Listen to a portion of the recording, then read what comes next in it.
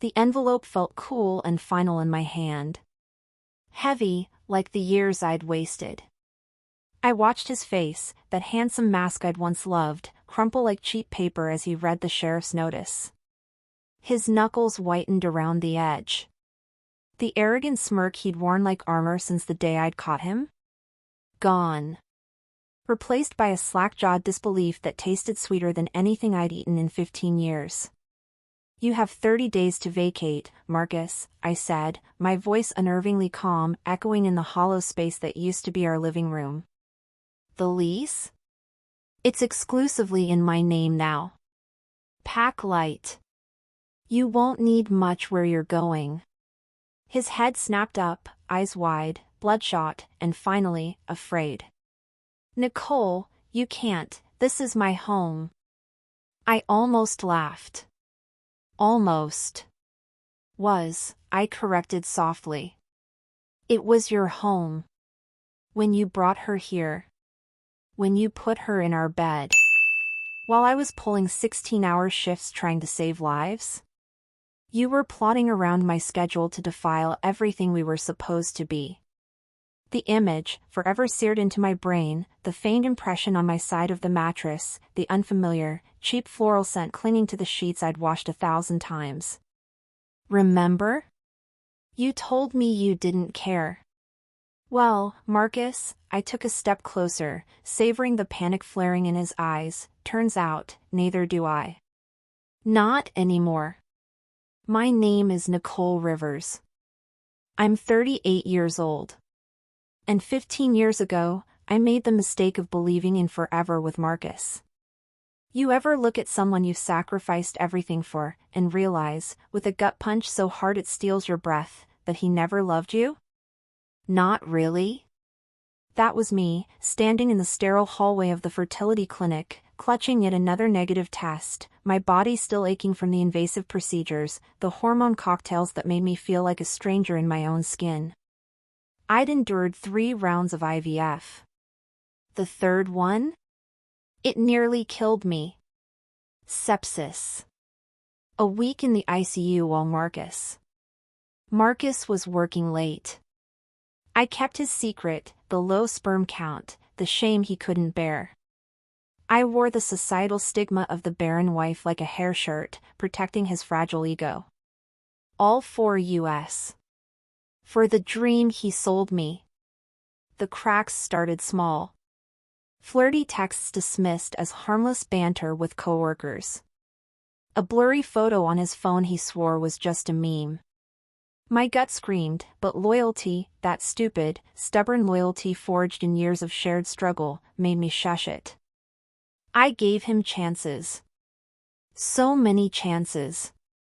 Even after I found the real treasure trove. 6 women. Names saved under innocuous contacts, Bill from accounting, Dave, Jim. Explicit photos. Graphic messages detailing hotel rooms, car hookups, my schedule. Planning rendezvous around my double shifts at the hospital, where I wiped brows and held hands while he defiled every vow we'd ever made. The ultimate desecration? Finding out he'd brought one of them here. Into the sanctuary I'd meticulously built. Into our bed. The sheer audacity.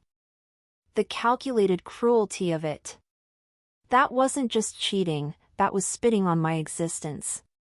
So, I confronted him. Heart hammering, raw with betrayal, I laid it bare. The photos. The messages. The specific horror of her in our space. I expected denial, maybe rage. What I got was worse. Cold indifference. He didn't even look up from his phone. Just shrugged, that infuriating smirk playing on his lips. So what? I don't care. I don't care. Those 3 words didn't break me. They shattered me. Then, they reassembled me into something new. Something cold. Something sharp. He expected hysterics. Tears. Begging. That's what I'd always done. That Nicole died in that moment. The woman who rose from the ashes? She didn't cry. She watched. Silently. Like a ghost haunting her own life. I became invisible, moving through the apartment with quiet precision while he celebrated his freedom, oblivious. I asked for one thing: transparency. His phone password. Proof he'd end it. Instead, he changed it right in front of me, sneering. Your demands are too much, Nicole. Always so needy. The irony choked me. Needy? I'd carried his shame, his infertility, his neglect, his emotional absence for years. I'd nearly died for his dream of a child. And I was too much. The betrayal deepened. His best friend, Rob, knew everything. Was apparently his wingman, cheering him on. His mother? Called me frigid, the problem, for driving her son away. Even my own family, conditioned by Marcus's charm offensive, urged me to apologize.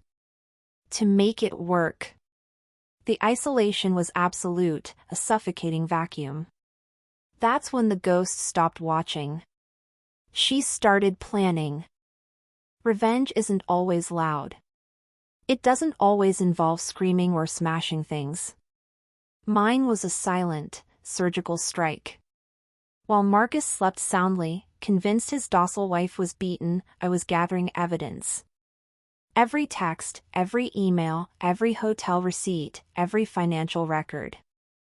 I documented it all with the meticulousness of a trauma nurse charting vitals. The workplace, Marcus bragged about his cushy marketing job, especially about his close collaboration with Lydia from accounts. I anonymously forwarded their very collaborative emails and suggestive Slack messages to HR. Funny how restructuring often finds those who violate fraternization policies. The wives, 3 of his 6 were married. Marcus loved the thrill. I ensured their husbands felt it too.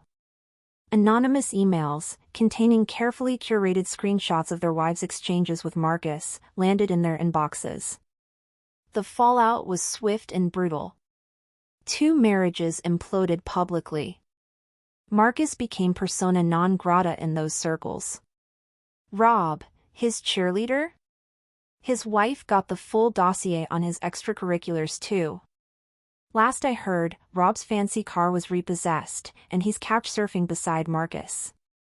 The fraud, Marcus faked depression to get Adderall, claiming it helped him focus. He used my insurance. I simply sent his prescription history and proof of his actual, party-heavy lifestyle to the insurance provider.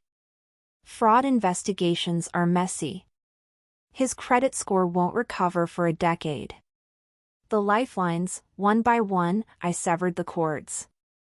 Quietly logged into every account under my name. Clicked cancel subscription. His premium gym membership? Gone. His expensive phone plan? Disconnected mid-call, I hope. His precious Xbox Live? Silenced. The look on his face when his controller died mid-game? Priceless, even second-hand. The trap, Marcus held the ultimate card over my head, my immigration status. He sponsored my green card. He constantly reminded me I needed him to stay. He thought he had me caged. He was dead wrong. I met with an immigration lawyer specializing in VAWA, the Violence Against Women Act. I handed over everything, the years of emotional abuse, the reproductive coercion tied to the IVF I nearly died for, the financial control, the infidelity used as a weapon, the profound neglect, and the psychological torture of his indifference and betrayal. The lawyer smiled. It was a lock. I qualified as an abused spouse. My path to permanent residency was secured, without him. The look on his face when the lawyer's official letter arrived, copied to him, stating I was filing independently under VAWA? That was the first flicker of real fear I'd ever seen in his eyes. The cage door swung open, and I held the key. Which brings us back to the envelope.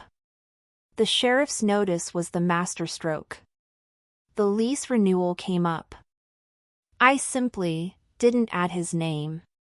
Presented proof of sole income, all those double shifts, and sole responsibility to the landlord. Signed a new lease. Just me. The apartment, my home for years, was officially mine. The notice was the eviction hammer. Watching him scramble now is a dark sort of poetry. He's couch-hopping between Rob's flop house and his enabling mother's spare room. All 6 women? Blocked him. His reputation is ash. His job? Gone. His credit? Destroyed. His friends? Scattered or furious. His family? Fractured. He's utterly, desolately alone. Just like he left me, night after night, for years. As for me, I sleep peacefully now. Deep, dreamless sleep in my bed, in my apartment. The silence is no longer oppressive, it's luxurious. The weight of his lies, his neglect, his betrayal? Lifted. I breathe easier. I smile more. Genuinely. The anger? It's still there, a cold ember, but it doesn't control me. It fuels my peace. Karma served him a dish so cold, so perfectly tailored to his sins, it was almost beautiful. He's adrift in the wreckage he created, and I am finally, gloriously, free. My days are mine. I work my shifts, I come home to my space. I've even started dating again, cautiously, wonderfully slow. Life feels clean. Simple. Earned. That's why I almost didn't notice it at first. It was just another Tuesday. Sunshine streamed through the windows of my living room as I finally tackled the last of the old paperwork, the detritus of my marriage I'd shoved into a box marked taxes 2018 to 2022 and hidden in the back of the closet. Sorting, shredding, reclaiming my space, my history. Most of it was mundane, bank statements I no longer needed, expired insurance cards, receipts for dinners that now tasted like ash in my memory. Then, tucked between a faded car service record and a brochure for a couple's resort we never visited, I found it. A small, crumpled pharmacy receipt. Not unusual in itself. But the date, it snagged my attention. October 12th, roughly 3 weeks before the night I found the evidence of the 6th woman in our bed. 3 weeks before my world imploded. My eyes scanned the items listed. His usual cholesterol meds. Allergy pills. And then, prenatal vitamins. Folic acid 800 milligrams. My breath hitched. Prenatal vitamins? My prescription had lapsed months before, after the 3rd failed IVF nearly killed me. We'd stopped trying. I'd grieved. He pretended to grieve while lining up his next conquests. This wasn't my prescription. The name on the receipt was mine, Nicole Rivers, but the prescription number. I didn't recognize it. And the dosage was different from what my fertility specialist had prescribed. A cold dread, entirely separate from the old anger, began to pool in my stomach. Why would Marcus refill prenatal vitamins in my name 3 weeks before everything blew up? Was it just another layer of his deception? A prop? Or was there something else? I thought of the 6th woman. The one he'd been bold enough, cruel enough, to bring into our bed. I'd focused on the betrayal, the violation. I'd assumed she was just another fling. But what if she wasn't? What if she was more?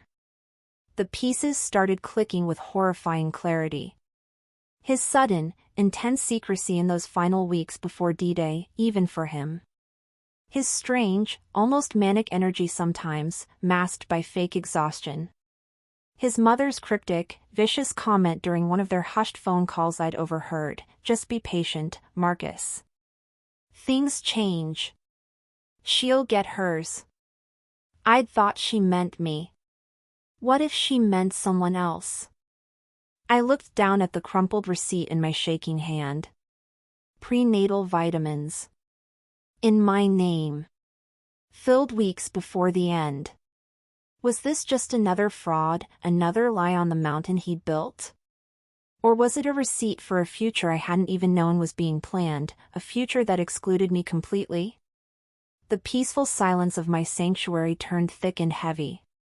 The sunlight felt suddenly too bright, too exposing. I had meticulously destroyed Marcus's present. I'd reveled in his desolate now. But what if, in my righteous fury, I'd missed the bomb he'd already planted in my past, a bomb with a fuse still burning towards a future I couldn't see? That cold dread solidified into ice. Karma had served Marcus his just desserts. But as I stared at that damning little slip of paper, a terrifying question clawed its way up my throat. What if my revenge wasn't the end of his game after all? The crumpled pharmacy receipt felt like a live wire in my hand.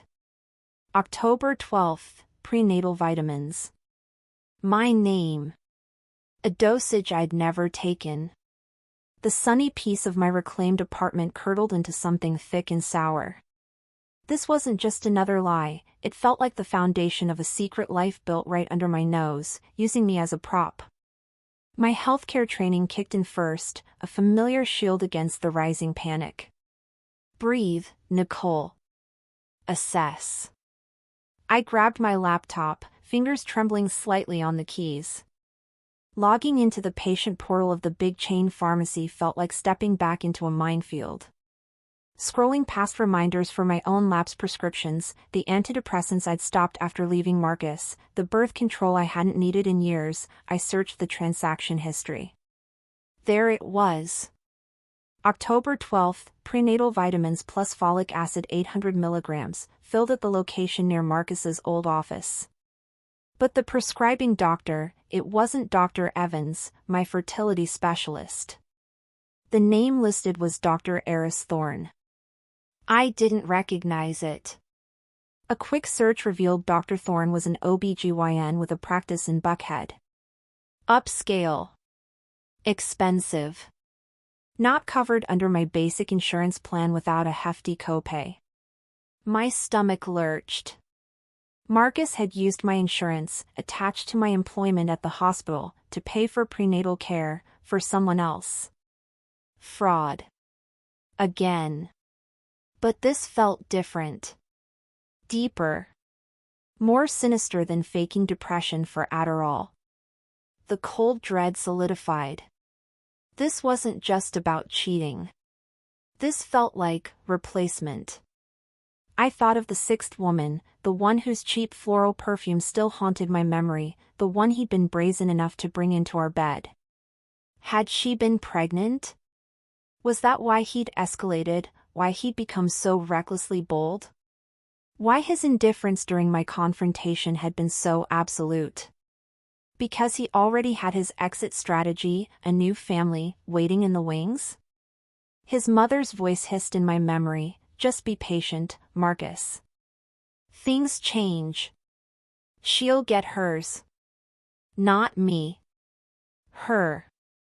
The other woman. The one carrying his child." A wave of nausea hit me, sharp and acidic. All those years of agony, the invasive procedures, the near-death experience, the grief of infertility, while he knew he was the problem. Had he been setting this up all along? Using my desperation, my loyalty, my insurance, while he sowed his seeds elsewhere? Rage, white-hot and terrifying, threatened to engulf the cold calculation that had served me so well. I wanted to scream. I wanted to burn something. But the ghost I'd become, the one who'd meticulously dismantled his life, stirred. Not yet. Know your enemy. I needed evidence. Concrete proof beyond a damning receipt. First, the insurance angle. I pulled up the explanation of benefits (EOB) for that date. There it was, a $250 copay for specialty prenatal vitamins Tier 3. Paid with my debit card on file. Marcus must have swiped it during one of his errands. The fraud was undeniable, but proving who the vitamins were for was harder. Then, the doctor. Dr. Eris Thorne. Calling the office directly was too risky. My name was on the prescription, but they wouldn't divulge patient information. HIPAA was a brick wall. But Marcus was predictable in his carelessness. I remembered his old habit of taking photos of important documents just in case, storing them in a cloud folder I'd long ago hacked but hadn't revisited since the eviction. With a grim sense of purpose, I navigated back into the digital graveyard of his life. Scrolling past deleted gym selfies and screenshots of stupid memes, I found a folder marked miscellaneous. And there, amidst pictures of his expired driver's license and a car maintenance invoice, was a photo that stopped my heart. It was a grainy picture, clearly taken hastily with his phone, of an ultrasound image. The date stamp in the corner, October 10th. 2 days before the prenatal vitamins were filled in my name. The image showed the distinct curve of a tiny spine, a blurry head. And typed neatly at the top, Baby Rivers, 12 weeks. Baby Rivers. The name I dreamed of, prayed for, bled for, attached to a grainy image of a child that wasn't mine. Conceived while I was still sharing his bed, still believing the lie of us. While I was pulling double shifts, he was building a new family. The room spun. The betrayal wasn't just infidelity, it was annihilation. He hadn't just cheated, he'd stolen my future, my identity, my name, and grafted it onto his secret life. He'd used my body's suffering, my financial stability, to fund his escape hatch. The cold ember of anger exploded into an inferno. My meticulously planned revenge suddenly felt insufficient. He'd lost his job, his women, his home, his credit. But he'd potentially gained something he'd always wanted more, a child. A legacy. Built on fraud and my shattered heart. I printed the ultrasound photo. I printed the EOB. I printed the pharmacy receipt. The evidence was mounting, not just of infidelity, but of systematic fraud and profound emotional torture. It was time to escalate beyond anonymous emails and canceled subscriptions. My immigration lawyer had mentioned the VAWA petition was strong, but additional evidence of abuse, especially financial and reproductive coercion, could only help. This was more than coercion, it was identity theft for family building. I drafted a detailed email to her, attaching the documents, my voice clinical despite the tremor in my hands as I typed. But a darker thought bloomed. The woman. The sixth woman. She had to know, right? She had to know the vitamins, the doctor's visits, were under my name, paid with my money? Was she complicit? Or was she just another pawn in Marcus's game? I needed to find her. Not for confrontation, but for leverage? Truth? I wasn't sure yet. The floral perfume. The memory clawed at me. Cheap, cloying. Like the air freshener in Marcus's old gym bag. He used to go to that flashy downtown gym, Peak Performance, religiously before work. I'd washed that bag 100 times, trying to rid it of that synthetic floral stench he claimed was just the locker room. A plan, sharp and dangerous, began to form. The gym. They'd have records. Maybe security footage. If I could place her there with him, around that time, connect the scent to a face. 2 days later, I stood outside Peak Performance, feeling like a ghost revisiting a crime scene. I wasn't a member, but I knew the manager, Carla. We'd bonded over early morning coffee runs when I'd sometimes drop Marcus off before a sunrise shift. I'd helped her through her own messy divorce last year. She owed me. Inside, the thumping bass and smell of disinfectant hit me like a physical blow. Carla's eyes widened when she saw me. "Nicole? Honey, are you okay?" The pity in her voice was a knife twist. "Not really, Carla," I said, forcing a brittle smile. "Marcus stuff. Still cleaning up the fallout." I leaned closer, lowering my voice. "This is gonna sound insane, but did Marcus ever bring a woman here? Regularly? Around September, October last year?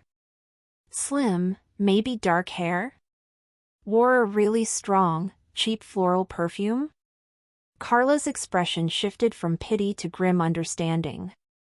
She glanced around, then gestured me towards her small office. Once the door closed, she sighed. "Nicole. I shouldn't. Carla, please. He committed fraud using my identity. Big time. This isn't just about cheating anymore. I have proof." I didn't show her the ultrasound, just the pharmacy receipt with my name. "I think she might be involved, or at least know something. I just need a name. Or maybe just see if you recognize the perfume description." Carla stared at the receipt, her lips tightening. "That bastard," she muttered. She hesitated, then opened her laptop. "Okay. Look, we have sign-in logs for guests. He brought a few women over the years, always different, usually just once. Except..." She scrolled, her fingers stopping on a name. Her. Lacey Finch. She was a regular guest pass user his account paid for. September through November last year. Stopped coming right after. Carla trailed off, looking pointedly at the October date on my receipt. Lacey Finch. The name echoed in the hollow space Marcus had left inside me. "Do you have a photo? From security maybe?" Carla bit her lip. "That's really pushing it, Nicole. But..." She clicked a few more keys, pulling up the front desk camera feed archive. She typed in a date, October 15th, 3 days after the vitamins. The grainy black and white footage showed Marcus swiping his key fob. And beside him, leaning in close, laughing, a woman. Slim, dark, shoulder-length hair. Marcus handed the receptionist a guest pass. As she turned to take it, the camera caught her profile clearly. Pretty in a sharp, predatory way. And then Carla zoomed in slightly. "See that?" She pointed to the woman's wrist. A distinctive, chunky bracelet with large faux floral charms. She always wore that thing. Smelled like a damn funeral home, honestly. "That's your floral perfume." It was her. The sixth woman. In the gym. With Marcus. Days after prenatal vitamins were fraudulently obtained in my name. Lacey Finch, I whispered, the name tasting like poison. The face matched the silhouette burned into my memory from the day I'd found the indentation on my pillow, the scent on my sheets. The woman who'd shared my bed. The woman who might be carrying Marcus's child. Armed with the name and the mounting evidence of fraud, I left the gym. The next step was clear: find Lacey Finch. Not to hurt her, but to understand. To see if she was a victim too, or a willing participant in Marcus's grand deception. And to serve Marcus one final, devastating blow, the truth delivered straight to the mother of his child, detailing exactly how her pregnancy was funded. I spent the evening scouring social media. Lacey Finch wasn't hard to find. Her profile was public. Pictures of brunches, nights out, selfies in trendy workout gear. And then, more recently, pictures with a noticeable bump. Radiant smiles. Baby showers. A sonogram picture posted just last week, "Can't wait to meet you, baby boy Rivers." 34 weeks and counting. Baby boy Rivers. The words blurred on the screen. My hands were ice. He'd done it. He'd stolen my name, my insurance, my future, and given it all to her. To them. While I was meticulously destroying his present, he'd been building a future I'd been bled dry trying to achieve. I clicked on the sonogram picture. Zoomed in. It was a different image, more advanced, clearer than the one Marcus had carelessly photographed. But the name in the corner, it wasn't Dr. Thorne. It was a different clinic name. And the patient name listed underneath the grainy image of the baby. It wasn't Lacey Finch. The blood drained from my face. I stared, uncomprehending. The patient name typed neatly beside the baby boy Rivers label was someone else entirely. A name I recognized. A name that sent a shockwave of pure, unadulterated terror through my entire body. It was the name of Marcus's mother. The name on the sonogram froze the blood in my veins. Eleanor Rivers. Marcus's mother. The woman who'd called me frigid, who'd whispered poisonous encouragement in his ear, who'd declared I'd get mine. The patient name wasn't Lacey Finch. It was Marcus's mother, carrying baby boy Rivers. For a moment, the world ceased to exist. Sound faded. Light dimmed. The only reality was the cold glow of my laptop screen and those 3 words, Eleanor Rivers. 34 weeks. The implications crashed over me, wave after nauseating wave of pure, unadulterated horror. This wasn't just fraud. This wasn't just betrayal. This was a grotesque, unfathomable perversion that made everything before it seem almost mundane. Marcus hadn't just replaced me. He hadn't just stolen my future. He'd created a monstrous, hidden life with his own mother. And he'd used my name, my insurance, my identity to fund it. The prenatal vitamins, the OBGYN visits, all under Nicole Rivers. He hadn't just brought another woman into my bed, he'd insinuated his own mother's pregnancy into my medical history. The violation was so profound, so soul-shattering, that rage deserted me. In its place was a glacial, all-consuming revulsion and a terrifying clarity. He has to be stopped. Utterly. Completely. Not just ruined. Erased. My hands, which had trembled moments before, steadied. The ghost who had meticulously planned his financial and social downfall now morphed into something else, an avenging angel armed with evidence of unspeakable crimes. This wasn't about revenge anymore, it was about annihilation and justice. And it had to be done perfectly. Step 1: Understanding the monster. I needed the full picture, every depraved detail. Lacey Finch was clearly a pawn, likely oblivious to the true horror. Her public social media, gushing about baby boy Rivers, showed genuine excitement. She believed it was hers. The ultrasound Marcus had carelessly photographed back in October, the one labeled baby Rivers 12 weeks, must have been Eleanor's. He'd probably shown it to Lacey, letting her believe it was their child, securing her devotion while his mother carried the baby. The sheer, calculated cruelty took my breath away. I dug deeper into Eleanor Rivers. Her social media was a curated facade of Southern respectability, church luncheons, garden club meetings, photos with Marcus labeled "my wonderful son." Nothing about pregnancy. Of course not. She was in her late 50s. A late-in-life pregnancy would raise eyebrows, one funded by fraud under her daughter-in-law's name would cause a nuclear scandal. They were hiding in plain sight, using my identity as their shield. The Buckhead OBGYN, Dr. Thorne, was key.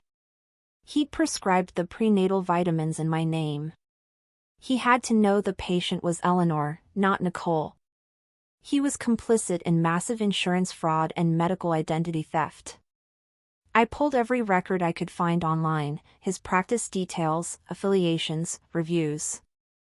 A small, exclusive boutique practice. Expensive. Discreet. Perfect for their needs. The evidence I had was powerful, but circumstantial for the core horror. I needed irrefutable proof linking Eleanor to the pregnancy under my identity. 1. The pharmacy receipt and EOB, proof of the fraudulent prescription fill. 2. Marcus's cloud photo, the 12-week ultrasound labeled Baby Rivers, date stamped October 10th. 3. Lacey's social media, the recent 34-week sonogram post showing baby boy Rivers but listing Eleanor Rivers as the patient. This was the golden ticket, public proof of the fraud and the pregnancy's true bearer. 4. Gym records and Carla's testimony, placing Lacey with Marcus during the relevant time, reinforcing her role as the decoy. 5. Bank statements, showing the $250 copay for Dr. Thorne's prenatal vitamins debited from my account. 6. VAWA file, my existing dossier on Marcus's abuse, neglect, and infidelity, context for the profound betrayal and motive for the fraud. But I needed more. I needed Eleanor's medical records directly linking her to my identity. That required legal force. My immigration lawyer, Susan Vance, had been a rock. I scheduled an emergency meeting. Walking into her sleek office, the usual calm felt jarring. I placed the documents on her desk without a word. She scanned them, her professional mask slipping as she processed the pharmacy receipt, Marcus's ultrasound photo, Lacey's social media post. When she saw patient Eleanor Rivers on the sonogram, her head snapped up, her face pale with disbelief. "Nicole, this is monstrous," I finished, my voice flat, devoid of the hysteria churning inside. Insurance fraud. Medical identity theft. Conspiracy. Anne. I paused, the words thick with disgust, whatever legal term covers a son impregnating his mother and passing the child off as his mistress's, funded by his wife. Susan took a deep breath, visibly composing herself.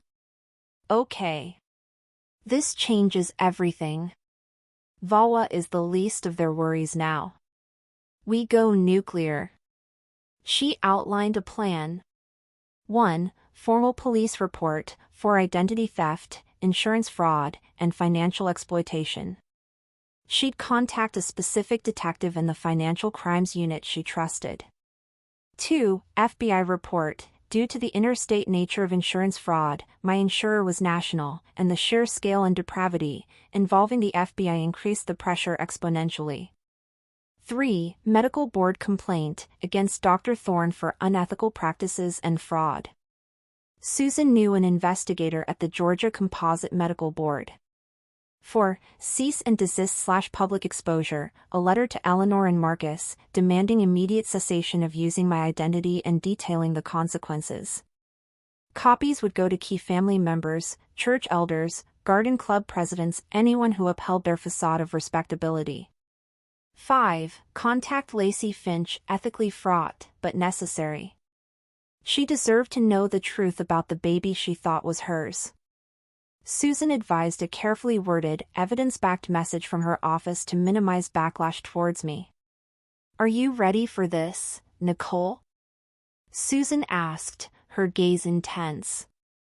"The fallout, it will be unlike anything you've experienced. Media might pick it up. It's grotesque." I looked at the sonogram photo of the baby, bearing the name I'd ached for, carried by the woman who'd despised me. I was ready the moment I saw her name, Susan. Unleash it all. The next week was a whirlwind of grim activity. Susan moved with terrifying efficiency. The police and FBI, the financial crimes detective, a seasoned woman named Ruiz, was visibly shaken by the evidence. The FBI agent, a stoic man named Cartwright, took meticulous notes, his expression hardening when he saw the Nicole Rivers sonogram. Subpoenas were drafted for Dr. Thorne's records, Eleanor's medical history, bank records, everything. The medical board, Susan's contact, was appalled. An immediate investigation into Dr. Thorne was launched. His discreet Buckhead practice was about to become very public. The letters, Susan sent certified letters to Eleanor and Marcus's last known addresses, his mother's house and Rob's flophouse. They detailed every allegation, referenced the police and FBI reports, and included copies of the most damning evidence, the pharmacy receipt, Marcus's ultrasound photo, and crucially, the screenshot of Lacey's post showing patient Nicole Rivers. Copies went to Eleanor's pastor, the president of her garden club, her bridge club captain, Marcus's estranged father, who lived out of state, and key members of my own family who had pressured me to stay. The message was clear: their secret was out, and the walls were closing in. Lacey Finch, this was the hardest. Susan crafted a compassionate but factual email, sent from her firm's account. It explained that through legal proceedings related to identity theft by Marcus Rivers, evidence had emerged indicating the child she was expecting, referred to as baby boy Rivers, was not biologically hers and that the prenatal care had been fraudulently obtained under another person's identity, mine. It included the screenshot of her own post showing Eleanor as the patient and urged her to seek independent legal and medical advice. Susan included her contact information for any questions.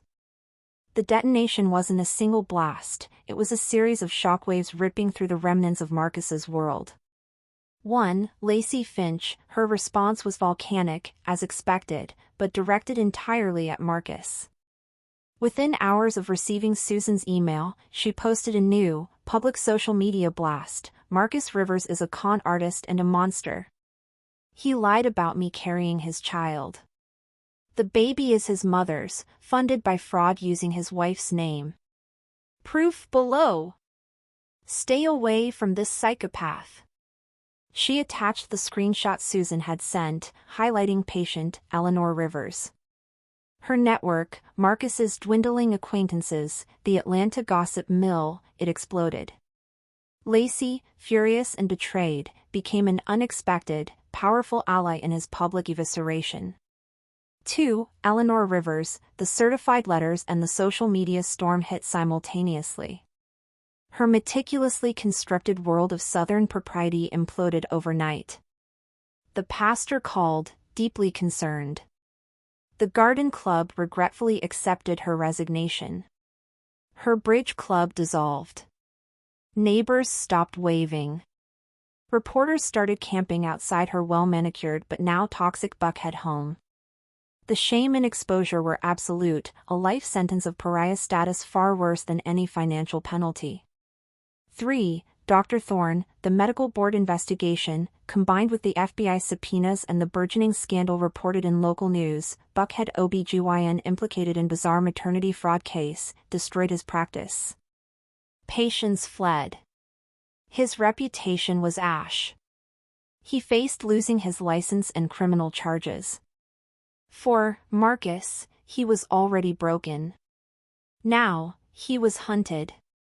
The police and FBI were actively building a case. Lacey's public fury painted a target on his back. His mother, his last refuge, was a crumbling fortress of her own disgrace, likely blaming him for everything. His phone, when he dared to turn it on, blew up with furious calls from extended family, former friends who finally saw the truth, and probably debt collectors sensing blood in the water. He had nowhere to run, nowhere to hide. The utter desolation I'd wished upon him was now a suffocating reality, amplified 1,000-fold by the horrific nature of his crimes. 5. The legal noose, the evidence was overwhelming. The fraudulent prescriptions, the insurance claims under my name for Eleanor's care, the bank records, Dr. Thorne's records, once subpoenaed, Lacey's testimony about Marcus deceiving her, the public social media posts, it formed an airtight case. Marcus and Eleanor were charged with multiple counts: aggravated identity theft, wire fraud, for the interstate insurance claims, healthcare fraud, conspiracy, and financial exploitation of an elder, a stretch, but Susan argued my vulnerability due to the immigration control and emotional abuse. Dr. Thorne faced similar fraud charges and professional annihilation. I watched it unfold from a distance. I gave interviews only to Detective Ruiz and Agent Cartwright, my statements clinical, factual, devoid of the searing pain that still lived beneath the ice. The VAWA petition sailed through, my status as an abused spouse subjected to unimaginable psychological and financial torture was undeniable now. I was free, permanently. The media frenzy was intense, but I refused to engage. Nicole Rivers became synonymous with a victim of almost unbelievable betrayal, but I didn't see myself that way anymore. I was the survivor. The one who fought back. The one who brought the darkness into the light. I didn't attend the court hearings. I didn't need to see Marcus's hollowed-out face or Eleanor's shattered facade. Knowing the outcome was enough. Marcus, facing decades in federal prison, took a plea deal, 15 years, no parole, and a restitution order he'd never fulfill.